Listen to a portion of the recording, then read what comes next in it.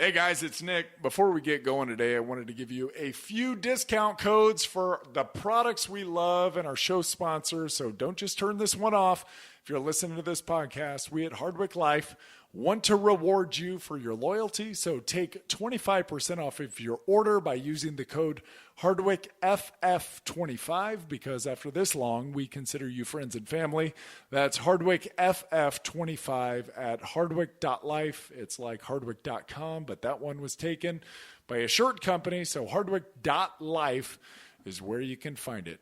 For 20% off at bubsnaturals.com, use the code Hardwick20. That's Hardwick20 at bubsnaturals.com. And for 10% off at Julian Bakery, use the code Nick Hardwick, that's me, at julianbakery.com. Again, Nick Hardwick at julianbakery.com.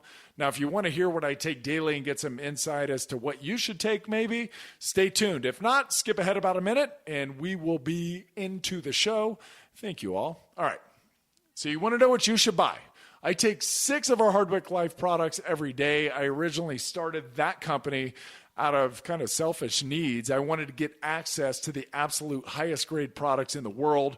Our supplements are pharmaceutical grade, all of them. They've got unique delivery mechanisms. So you aren't just getting expensive urine, you're actually absorbing the products at a higher rate than cheaper store-bought supplements. I take brain, joint, fuel, phyto, pump, and neuro. Now, that may be a little extreme for you, but those are my jams. Now, I've done a lot of damage to my body. I need all of them. The brain and joint, they're kind of self-explanatory, right?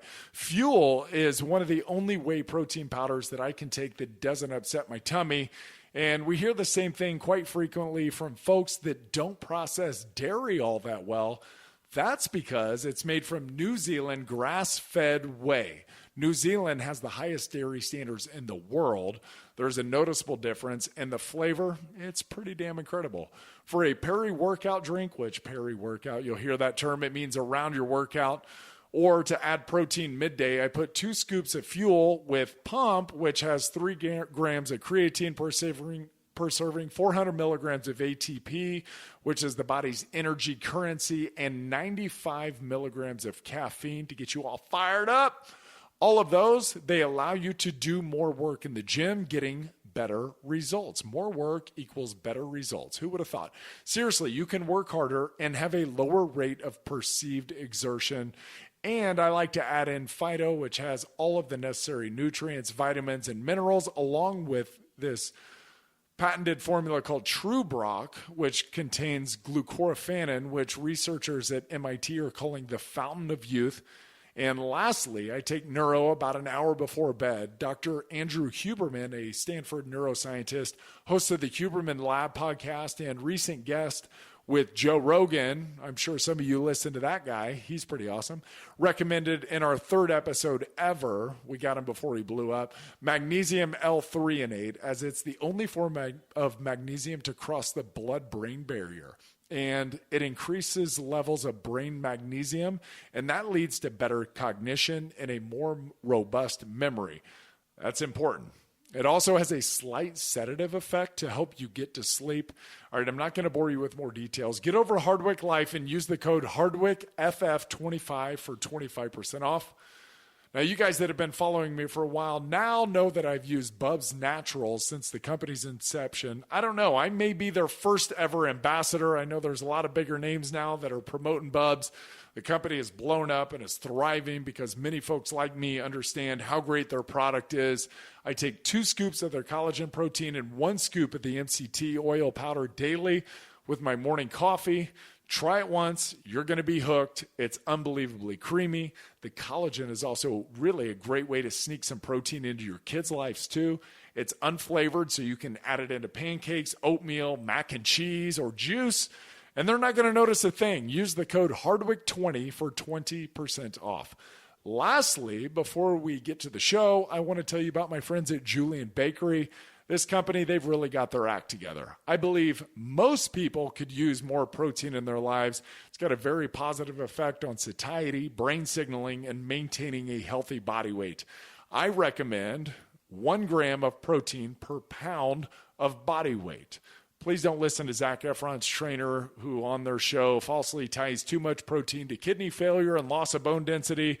And certainly don't go to the Game Changers propaganda documentary on Netflix for your science. Neither of these use actual science. There's a lot of kooks out there, folks. We're going to keep fighting the good fight. I love a variety of protein. Obviously, I've told you about our whey protein, Bubs Collagen Protein, and Julian Bakery's specialty, in my opinion, is their egg white protein powder. They come in ridiculous flavors like pumpkin pie, coconut, maple glazed donut. They blend easily. They're a great addition in the middle of the day. Use the code Nick Hardwick for 10% off. That's Nick Hardwick for 10% off. All right, that's enough. Let's get you back to the show. Love y'all. It's time. Hey, it's the Hardwicks. I'm Nick. She's Jamie. Hi. It's the Hardwick Life Podcast. Welcome in. Hope everyone is doing well wherever you're listening. However you're listening, we thank you so very much. I'm going to roll my foot out. Got a little plantar fascia that I've been dealing with for 18 goddamn months now. Yeah. Gosh darn it. It's killing me. You've got issues. I got big issues. He's wearing Crocs. He's got a massager on his foot. If you're watching on YouTube, the Crocs are sweet. They're cool. They're like a tie-dye. Black and white tie-dye. They're in the beach collection. Is that what they are? Yeah. Isn't that funny? Yeah, it's like beach bleach or something like that. Anyway, kind of cool. I'm so happy that looking homeless has become like a really cool style because I've been training for this my entire life.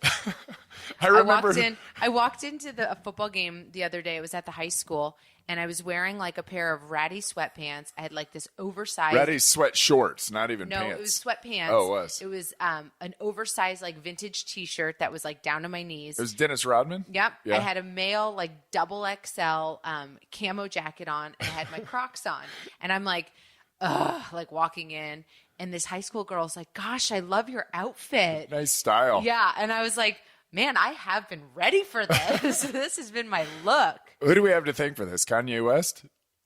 I mean, maybe, I don't know. Like, bringing back homeless chic? Is that what we call it? What do we call it? It's very 90s right now. We're very grungy in our style, so it's like you want to look like you don't care, even though it's like you really care. But do you actually care? I truly, at that day, I did not care. Right. But it was not just funny. Not a lot of effort went into to have a cute little 16-year-old. I love your outfit. I was like, yes. All right. Dig that. Waiting for this. We used to kill Shane Olivier because he used to walk around our facility. He was our right tackle for the Chargers, and we were drafted together from Ohio State. What's up, Shane? Hope you're doing well, buddy. And he'd walk around in Crocs, and we were like, that is the absolute worst. And he would say, they're so comfortable, though. And I was like, comfort? Never an excuse to give up fashion. And here I am at 40 years old. You have given up all the fashion. Geez, all the fashion. Come on, Nick. I know. Get it together. It's funny, though. That's how you go. You know what I've started doing, and this is ridiculous, is I love wearing high heels. I'm like a short, squatty human with a 26-inch inseam. So I want to I have a really short flipping leg. That's probably not abnormal for a female. I know, but at 5'4", like, I wish that I would have a little bit more leg and a little less torso. I'm a really long torso and a short leg. Anyways. Yeah, you have Neanderthal in you. Not important, but my whole thing was I go out and I wear high heels, and it's become almost unbearable. So I saw this TikTok trend. with your toes or what? The whole foot? Just the whole foot. I play tennis now. I'm like had kids. My foot's flatter. Tennis hurts. Tennis has to be the worst for your feet. Because when I watched you play the other day, I thought I wouldn't be walking for a week after this. Yeah, it hurts. It really does. The court's hard, and you stop and start, and you cut, and oh gosh. So the latest TikTok trend, and I do not recommend this, but I did do it this weekend, is you coat your feet in lidocaine spray. So you literally go to the first aid section at your Walgreens. My toes were like sopping wet with lidocaine. Slipped those toes into high heels. I went for 6 hours and didn't feel a damn thing. All good, huh? Yeah, I'm gonna have hammer toes in about a month, but here we are. Hammer toes is no joke. I had an aunt who dealt with hammer toes, and really awful. I mean, you have to get surgery and pins. I don't want to talk about it. All that stuff. I use lidocaine. Lidocaine, by the way, was what I had a Liz Frank, so I've had 11 surgeries. 2 on my right foot, 2 on my left ankle, 2 left knee, 1 right knee, 2 left elbow, 2 shoulders. So 11 surgeries. Yeah. And the foot was one that got misdiagnosed during my career. I had a Liz Frank, which means my forefoot got dislocated from my midfoot, and I tore multiple ligaments in there because my toe got stepped on. I was blocking a 400-pound man. I tried to twist, and just everything tore. Well, I got misdiagnosed multiple times on MRI before finally getting diagnosed correctly after the season. Well, we were in the middle of a really good year that year. We were 11-5, went to the AFC Championship game. Obviously didn't want to miss out on things. And the doctor told me, it's just a mild sprain. You should probably get back in there. So I immediately flew home from Seattle and showed up to the team facility. And I said, shoot it up. We got to go, because I'm not a sissy and I'm not going to let my team down. And you guys are really good, and I want to be a part of this. And so 9 weeks, I ended up getting a lidocaine shot right in the middle of my foot, which those people don't even know there's crazy amounts of joints in there. They don't move very much. And Doc would put the needle right into one of those little holes, shoot it up, but he would put so much in there that it would bleed over into my arch because that's where all the pain was. Oh my goodness gracious. It felt every time like my foot was going to explode.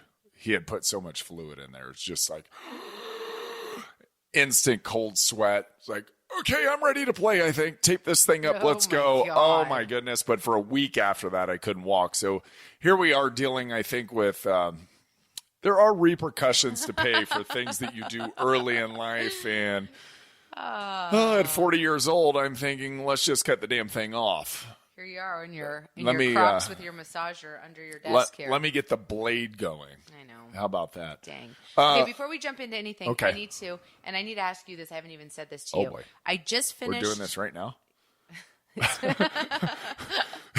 You didn't want to warm me up to this or anything? Okay, go ahead. I just finished, and you'd been recommending it to me for years, and I always am, slow on your recommendations. Mm-hmm. But just finished Burn by Herman Poncer. Oh, super good. Wow. I have to say, Herman Poncer, PhD. He's what do they call him? An anthropological biologist, something like that. He's really fucking smart. Super smart. So what his gig is he goes back through the ancient tribes that are still in existence today, like the hunter-gatherer, the Maasai tribal people, the Hadza people. I mean, he finds all the old tribes, figures out how they live, and he basically measured their metabolism. Yeah. And it was super cool. And then compared their way of living, which is 1.5 million, 2 million years old, to the way that we live now. Okay, but don't give it away. Okay. Read the book. It's freaking book. Awesome. And the first couple chapters, like if you're reading it or listening to it from like a purely, I want to get my physique better, you got to kind of get through the first 3 or 4 chapters. Yeah, he's laying it out. Because he's laying it out, and it's a lot of anthropological information. Right. But even then, and I'm not a super sciencey person, it is fascinating, and he's funny. And he's funny, right? I love him. So if you can ever write to him. Oh, I will. I'll ask him. Get him on the podcast. I actually have not heard him yet on a podcast, which is surprising. And maybe he doesn't like it. He doesn't read his own book. I listen to the audiobooks. And I don't know. Oh, he does not? No, maybe he's just a shy guy. It's another guy that reads it. Who knows? But he's brilliant, and it's an awesome book. And it's just given me such a cool perspective on the diet and exercise and like what we chase right now in our modern world. Right. And to just flip and relax. He has a really That's relaxed kind of approach. That was the moral of the story. And for me, I think that was the last health and nutrition book I read. It was like, well, after this, I've that's enough. Yeah. I don't really need any more. This is enough information for me. This is incredibly practical. And if we just all calm down, we're all going to be fine. Right. Yeah. So if you get a chance, Burn. Great book. Burn. Great book. And I've recommended it to everybody in the program. Okay, cool. Read this book. It keeps it all. It's a great perspective. It's sciencey, but it's not complicated. Exactly. That's what I like so much about it. It's a very fresh perspective, and it's just takes us back to our origins as humans, which is cool, and treats us like a species of animal, which we are. And the thing that I like, we're not a better species of animal than any other animal. We're just a species of animal, and we really like to overcomplicate things. Right. Yeah, because here we are on the podcast, and we're We got in an awesome discussion yesterday about happiness. We went on a walk yesterday. And some of our best, I think our best topics and our best conversations happen about 2 miles into walking. I know. I wish we would just put on headsets and take a little recording we device should with podcast us. from our walks. From the walk. Because I don't know what it is. Maybe it's the blood getting to the brain. Maybe it's just the quiet. But it stirs up some really good conversation, doesn't it? And you're right in the moment. Yeah. I think that's the fun thing. And there's something about, and Andrew Huberman talks about this all the time, is panoramic vision and being able to see into the distance, and movement forward is a very positive energy for us all to kind of take in. We're just leaving the past behind. We're moving forward. We got panoramic vision, so we're very calm. You got fresh blood and oxygen going to your brain, and you're with someone you love. So you kind of get all the feels all at once. And then I think that's when, the best relaxation happens, when the best conversation happens. To me, that's a really great time. Yeah, I agree. Thanks for always having me on the walk when I'm able. Yeah, when you're not massaging your foot, you can walk. Stupid foot. Yeah. So go ahead. We got into a talk yesterday about happiness, and I don't want to call it the search for happiness, but I've been listening to. If you guys may know Dr. John Berardi, he is the founder, creator, owner, whatever, of Precision Nutrition, which is it's a coaching system. It's a nutrition coaching system, and they've done over 100,000 clients or something like that. And basically what they try to coach is habit change, behavior change. And he does a ton of behavior change research. His team around him is incredible. He's a really great follow, Dr. John Berardi, Berardi. He's got a new podcast out. It's a heavily produced podcast. So it's like one of the NPR ones, with Guy Raz or something like that, where there's music like doo-doo-doo in the background, that kind of thing. And the total opposite of our podcast. It's not a free-flowing conversation. Right. He will have pre-programmed questions for people, and he will talk you into the question, but he's not like he's asking the person the question. Gotcha. Here's what they say about this.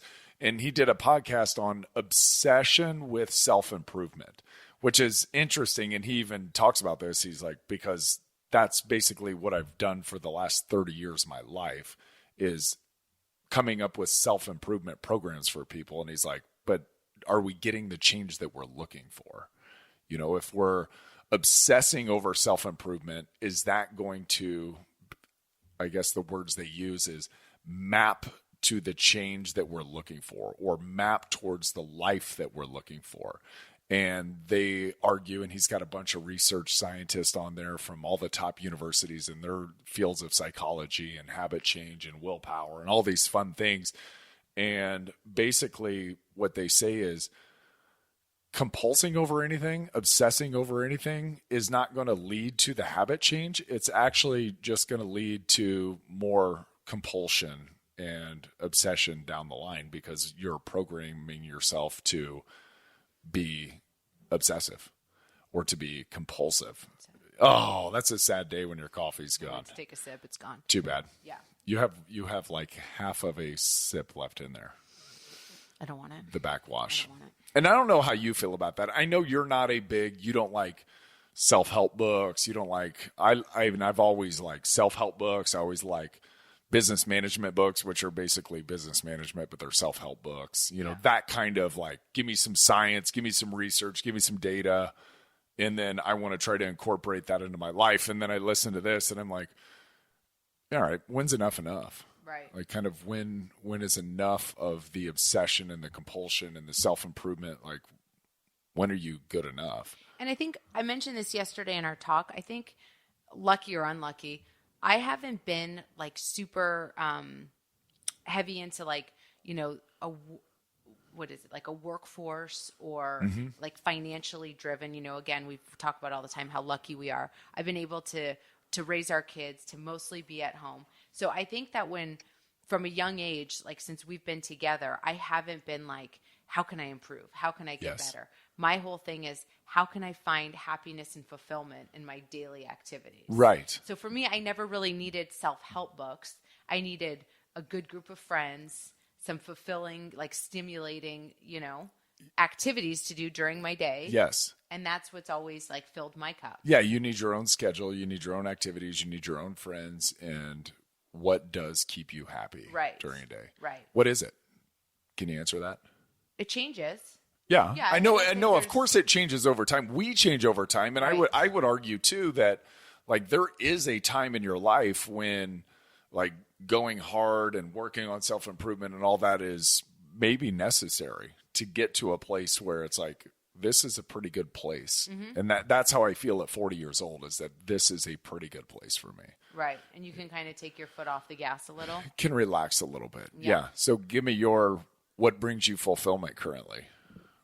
I'm never going to figure out this microphone. No, Sorry. no. He's fixing it. You're for me. good. Okay.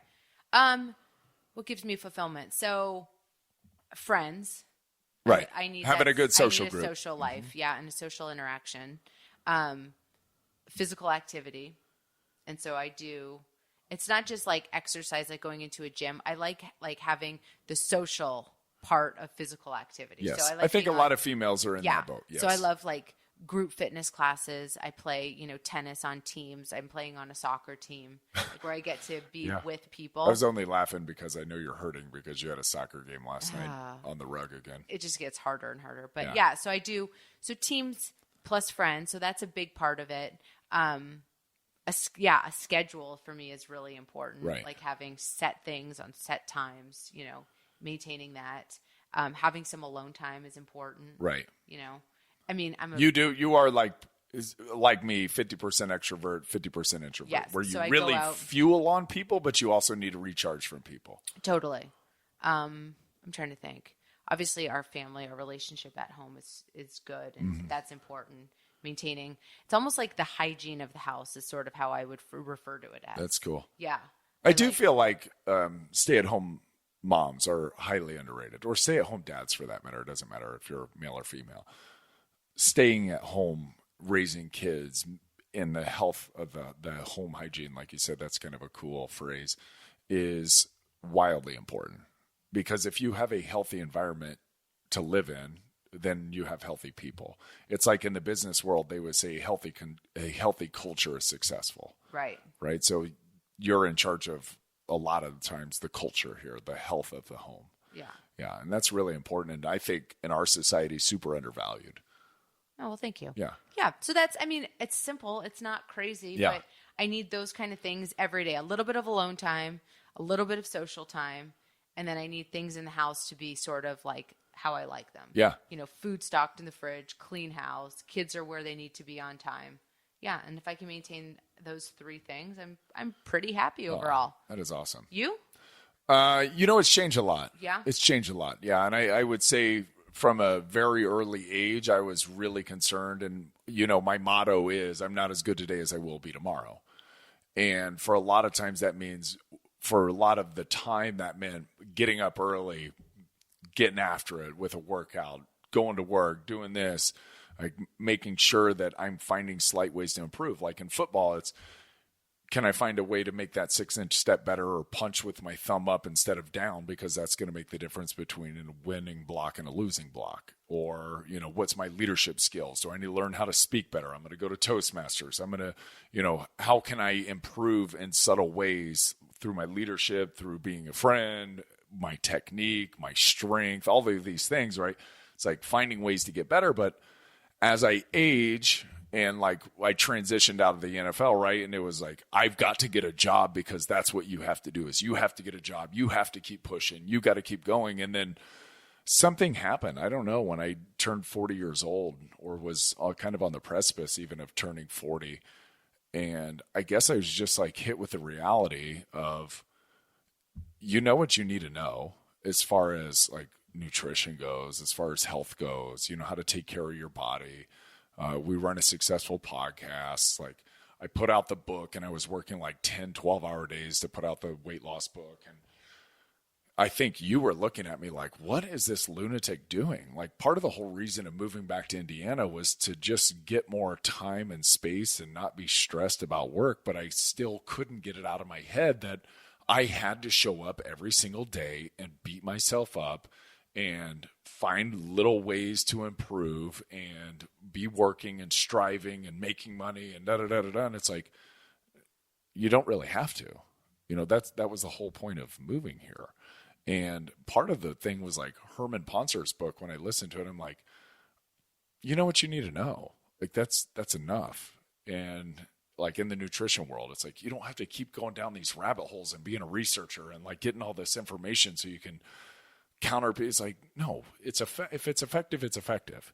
You know what health is. Eating lean protein and eating fiber is good for you. You know that you should work out, but you probably shouldn't work out too much. And I probably need to remind myself a little bit of that even more. Right. It's like you don't have to kill your body to be in a good place. And so a lot of it's just like, I guess, accepting who I am and what I've done in my life and being good with it, and still trying to find ways to improve without being a dick to myself, without having to like go hard in the paint, without having to wake up at 4 a.m. It's like, you don't have to do that to make improvements. And the cool thing about this podcast was, and I forget which doctor it was, because they kind of come in and out of voices and everything. I think his name was like Tift or something like that, or Rift or something. And I highly recommend it. I posted it on my Instagram. Nobody even cares. And I frankly don't give a crap about my Instagram account anymore. Like, I'm just so over that world that I just don't care. So like the only thing I post is, I hope it helps. If not, I really don't care if you don't like it. Like, that's it. So I posted the John Berardi podcast. And the one thing that really stuck out to me on that show between the two of them was, he says, you're actually not going to improve if you don't accept where you are now. So if you can't accept where you are and who you are and what you're doing in this world and what needs to be improved, you're never going to improve that. And it's like a yin and a yang thing. It's a real Zen concept, right? It's like you have to accept this to be able to improve that.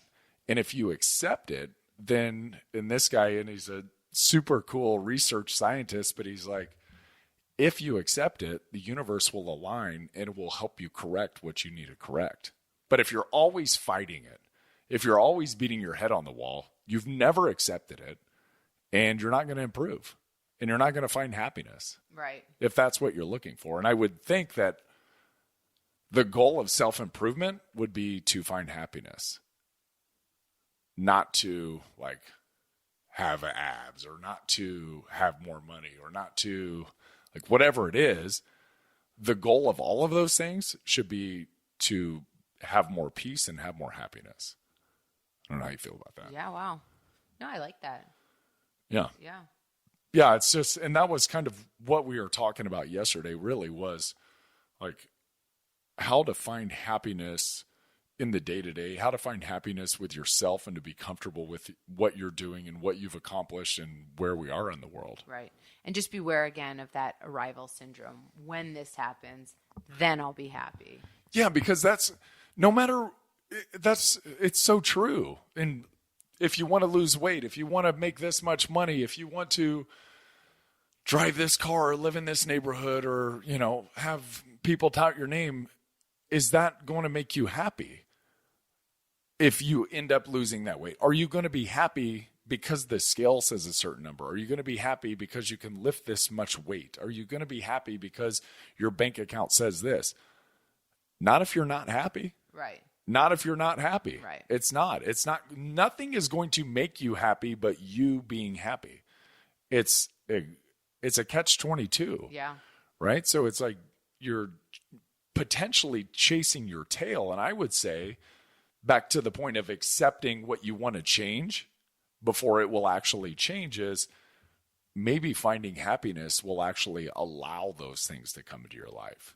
Like finding joy, finding bliss, finding happiness in the day-to-day processes of your life and whatever you're trying to change, that will actually allow the weight to come off, or you to wake up early and to find joy in waking up early. And I try to stress to every client that I have, it's like, this doesn't have to psychologically be a beatdown to be effective. And I think so many people have that in their head, that to make progress in life, it has to be hard. It has to be a struggle. When in reality, it doesn't have to be hard.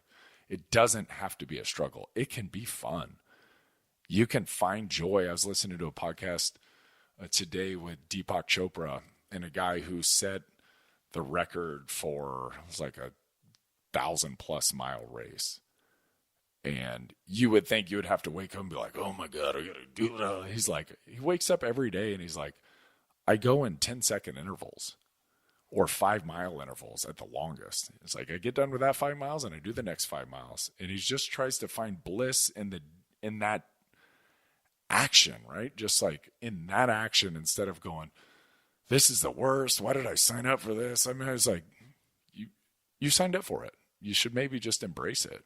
Yeah. And like enjoy the process of going through it and exploring a little bit more about yourself. Cool. I like that. Yeah. Well done. All right. I don't have anything to add to that. I think that I'm like, cool. Yeah. That's a great sort of. And I thought the one thing that Deepak said that was super cool out of this one, by the way, he's got a great podcast too.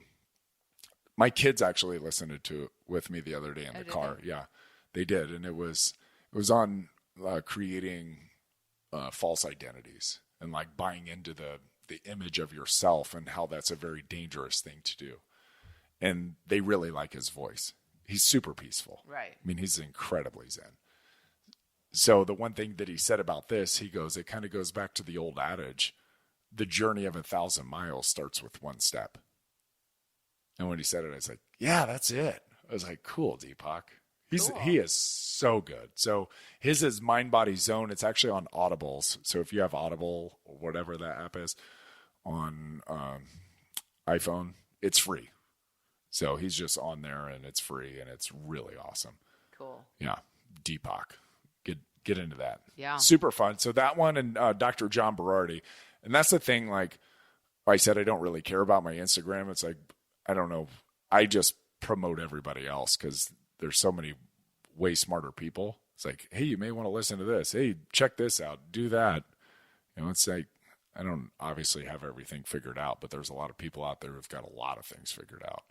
So it's fun to listen to. And here we are talking about self-improvement. And I guess the whole thing is just accept where you are. Accept where you are. Accept who you are. You're good enough. That's kind of a common trend that I like to say with my clients is just know that wherever you're starting, you're also good enough right there. And it's okay to want to change, but accept you now. And don't beat yourself up for being who you are. Okay. All right. Love you guys. Talk to you soon. Bye-bye.